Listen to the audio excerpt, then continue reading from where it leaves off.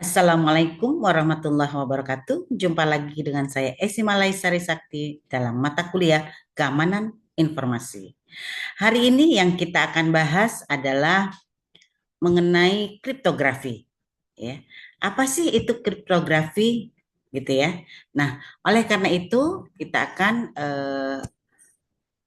membahasnya ya, mulai dari sejarahnya ya. Oleh karena itu izinkan share Ibu terlebih dahulu.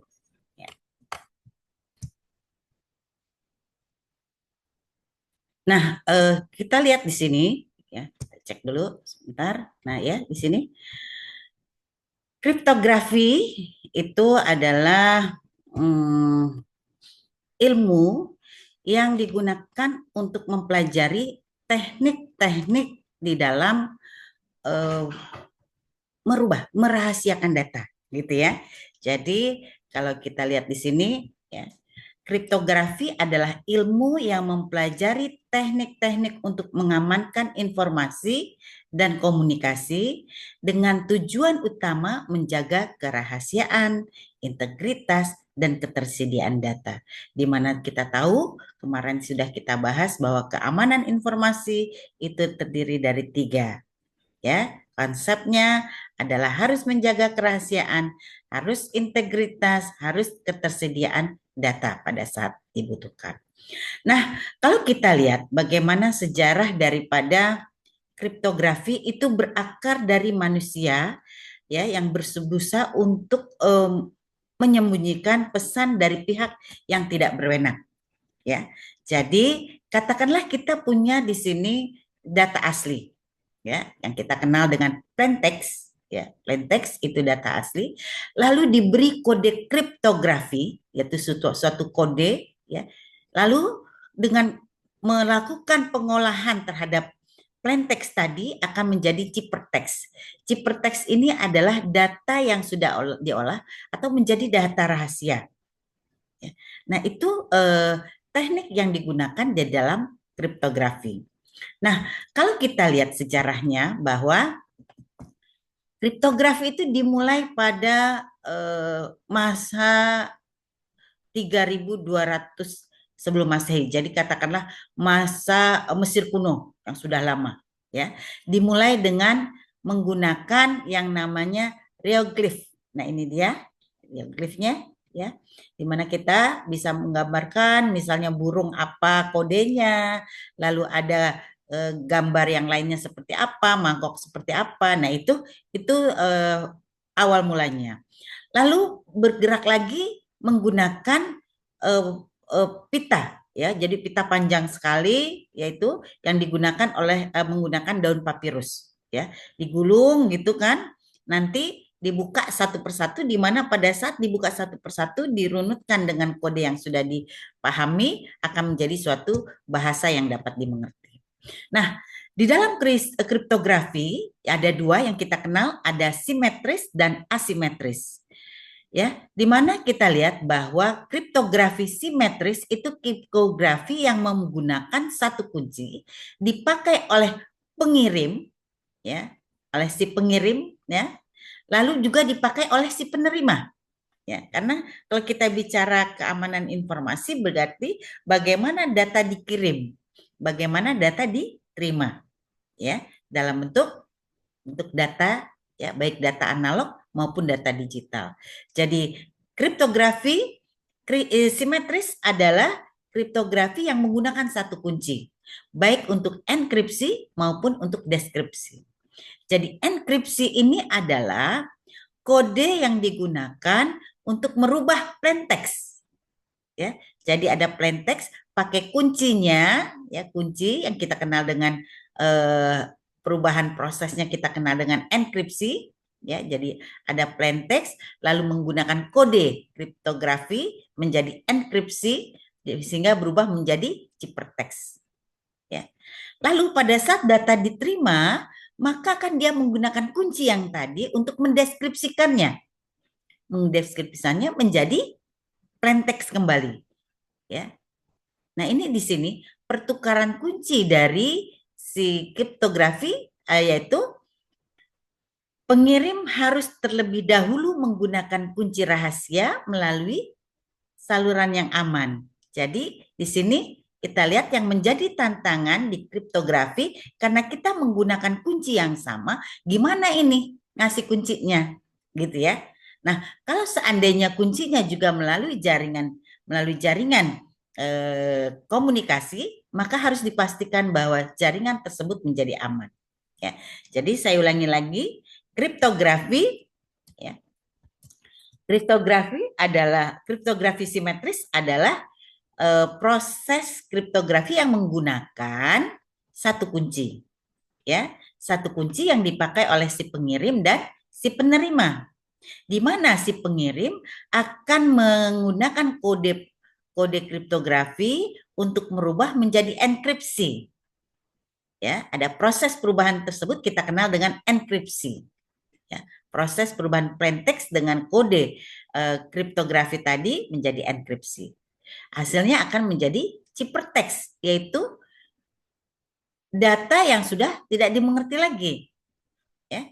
Lalu proses deskripsi adalah proses perubahan dari ciphertext menjadi plain text, sehingga si penerima dapat memahami karena sudah dideskripsi.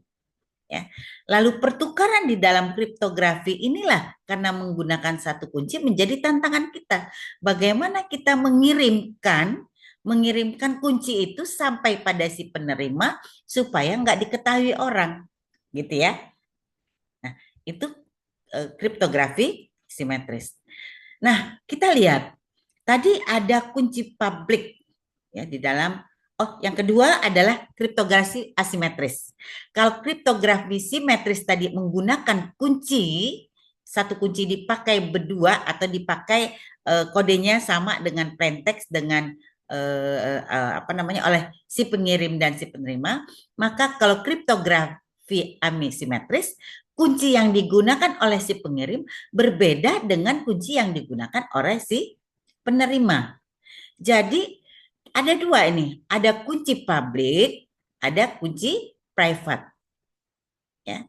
Jadi kita lihat di sini kalau kriptografi asimetris yaitu kunci publik itu dibagikan kepada siapa saja dan kunci privat hanya diketahui oleh dirinya. Misalkan saya sebagai pengirim ingin mengirimkan suatu data yang kita kenal dengan plain text.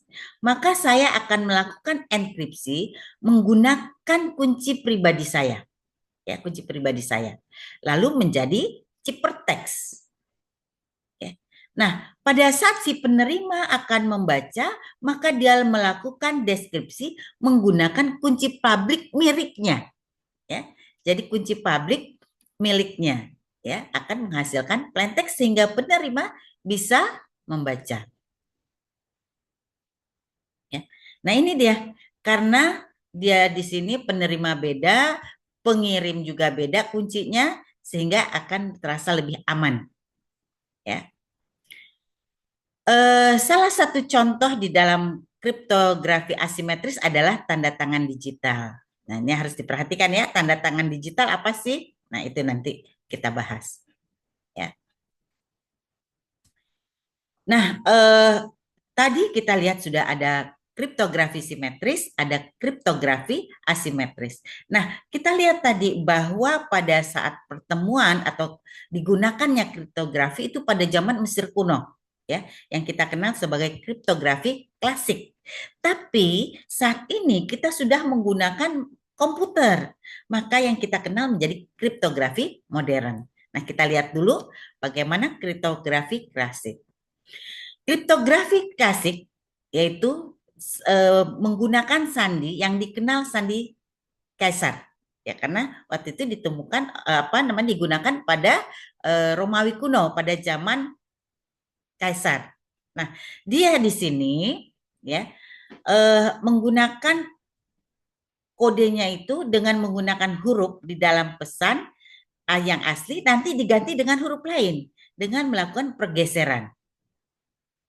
Lalu yang kedua ada sandi substitusi. pada sandi substitusi, setiap huruf pada pesan asli diganti dengan huruf atau simbol lain secara konsisten berdasarkan aturan tertentu. Jadi sedikit beda ya. Jadi kalau di sandi sesar, kita menggunakan abjad, A, B, C, D sampai Z, lalu digeser. Ya, berapa langkah gesernya? Kalau sandi substitusi, yaitu dengan mensubstitusikan. Katakanlah kita kasih kuncinya ABC, maka setiap ABC itu untuk 1, 2, 3. Maka setiap ada huruf ABC akan diganti dengan 1, 2, 3. Lalu ada lagi sandi transposisi. Sandi transposisi yaitu mengubah urutan huruf dalam pesan asli tanpa mengubah huruf tersebut. Nah, bagaimana itu? Dia nggak mudah, tapi dilakukan transposisi, penggantian tempat, ya, atau kita kenal sebagai permutasi huruf. Ya. Contoh di sandi sesar. Ya. Tadi dikatakan di sandi sesar itu melalui pergeseran. Kan saya ambil contoh, kita ambil contoh di sini kodenya adalah geser 3 langkah ke kanan. Geser 3 langkah ke kanan sandinya. Jadi pada saat si sesar itu mirip, ditulislah hurufnya, lalu di bawahnya ada kodenya, ya, ada kodenya yang mengatakan bahwa geser 3 langkah. Akhirnya si penerima menggunakan kunci yang sama, tentunya secara kebalikannya. Enkripsinya dia menggunakan geser 3 langkah. Jadi kalau geser 3 langkah, plain text-nya itu kan ABC sampai Z. Karena digeser 3 langkah, 1, 2, 3. Sehingga huruf A itu ciperteksnya menjadi D, dan seterusnya sampai Z itu menjadi C. Ya, contoh, plain text-nya saya seorang mahasiswa. Kita lihat, S. S-nya itu adalah V, maka V. A itu adalah D. D, lalu Y itu adalah B. Sehingga saya plain text-nya itu menjadi ciperteksnya adalah V, D, B, D, dan seterusnya.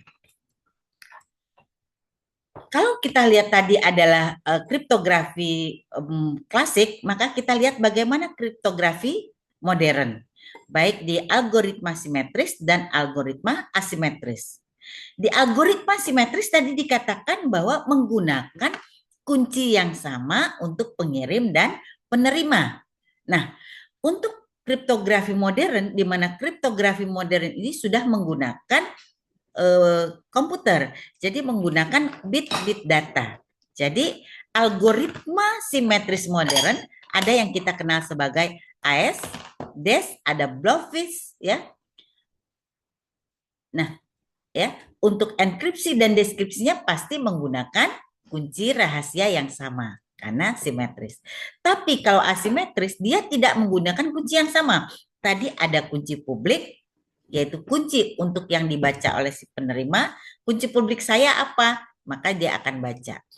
Lalu private adalah kunci saya. Pada saat saya melakukan enkripsi, saya menggunakan kunci privat saya. Si penerima akan membaca menggunakan kunci publik. Nah, algoritma asimetris ada RSA, ada ECC, ya.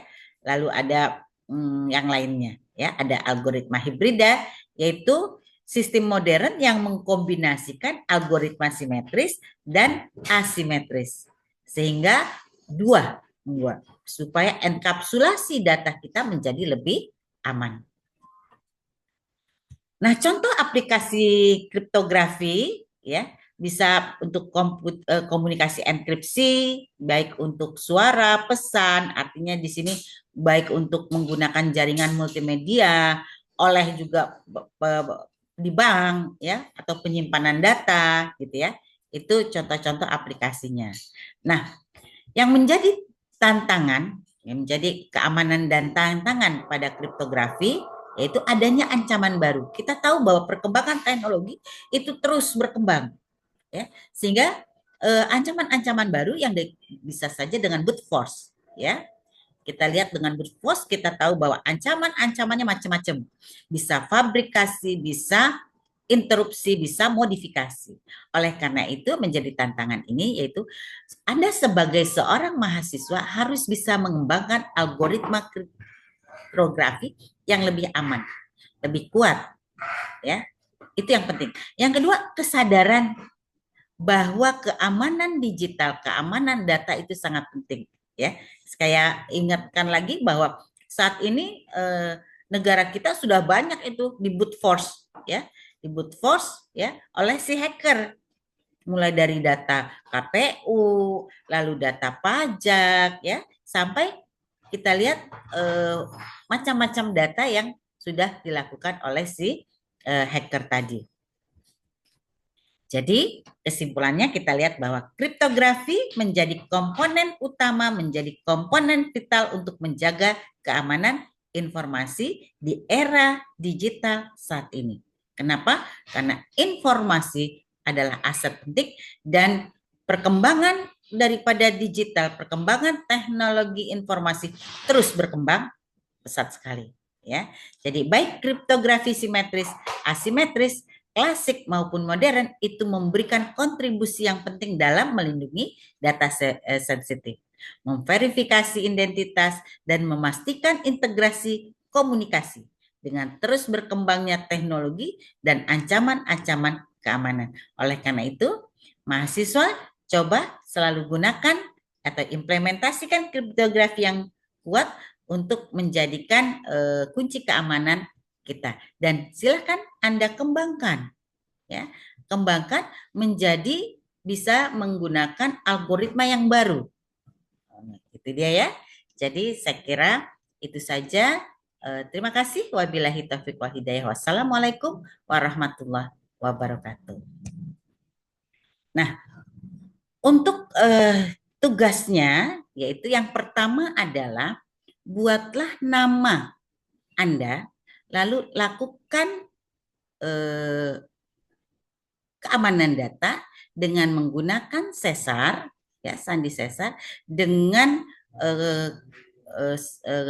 kodenya adalah geser 5 langkah, dan yang kedua adalah dengan menggunakan geser 7 langkah, gitu ya. Oke, sampai sini. Sampai jumpa pada materi yang lain.